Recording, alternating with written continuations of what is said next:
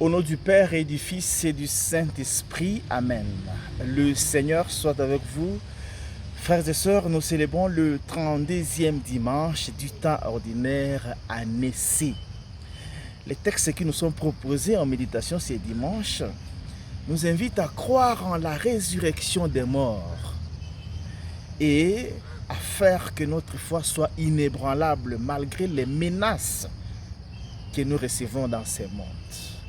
Dans la première lecture tirée du deuxième livre des Maccabées au chapitre 7, versets 1 et 2, puis le verset 9 à 14, 7 frères et leur mère sont mis à l'épreuve de manger la viande interdite par la loi juive, et ça leur a été imposé par le pouvoir du roi Antiochus Épiphane, qui était de la dernière dynastie de l'Empire grec, la dynastie des Séleucides.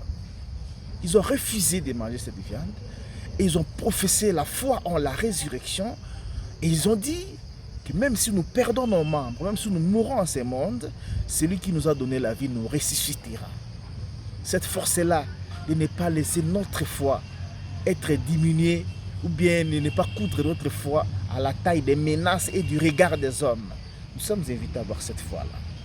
Même si le monde te menace, demeure inébranlable dans la foi. Que rien, et alors rien, n'enlève en toi la foi en la résurrection, que rien ne diminue l'ardeur de ton témoignage chrétien. Souvent, nous avons peur de témoigner de notre foi, nous avons peur des autorités, nous avons peur des pouvoirs, nous avons peur des restrictions de ce monde. Non, vivons notre foi. Nous recevons tout du Seigneur.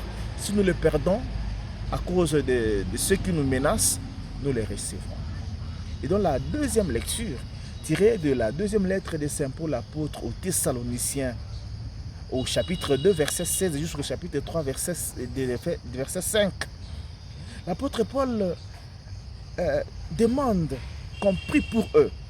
Donc évidemment, prier les uns pour les autres pour qu'ils soient épargnés des gens, les gens pervers et des mauvais. Pourquoi? Parce que tout le monde n'a pas la foi.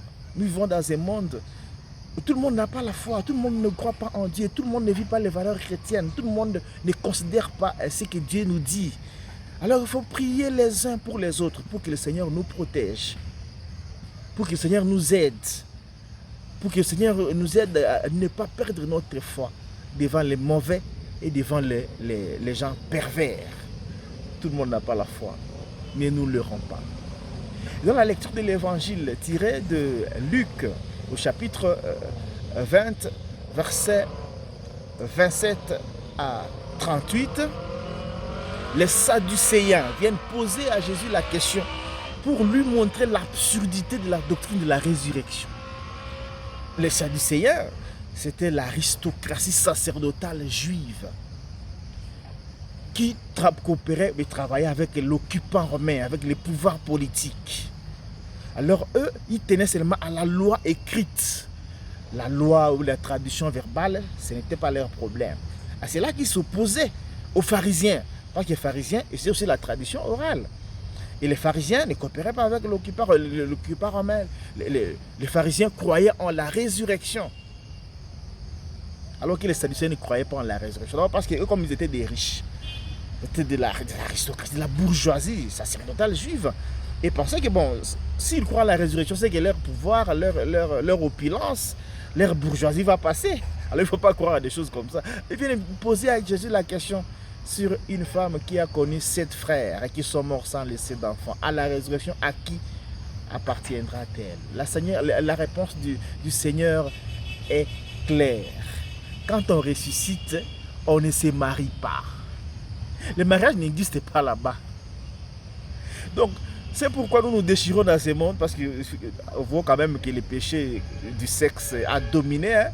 Dans le téléphone, les conversations, le sexe, c'est comme s'il n'y avait que ça. Au ciel, à la résurrection, ça n'existera pas. Et si le mariage est un bonheur, et qu'à la résurrection, le mariage n'existera pas, c'est-à-dire que le bonheur du ciel, le bonheur de la résurrection est de loin meilleur. Alors il faut travailler pour ressusciter avec le Christ, pour participer à ces bonheurs. Que le Seigneur nous aide dans tout ce que nous faisons, que nous puissions préparer notre résurrection et qu'il affermisse notre foi pour qu'aucune menace de ce monde n'arrache de nos cœurs la foi en la résurrection. Bon dimanche à toutes et à tous, que Dieu Tout-Puissant vous bénisse et vous garde, le Père, le Fils et le Saint-Esprit. Amen.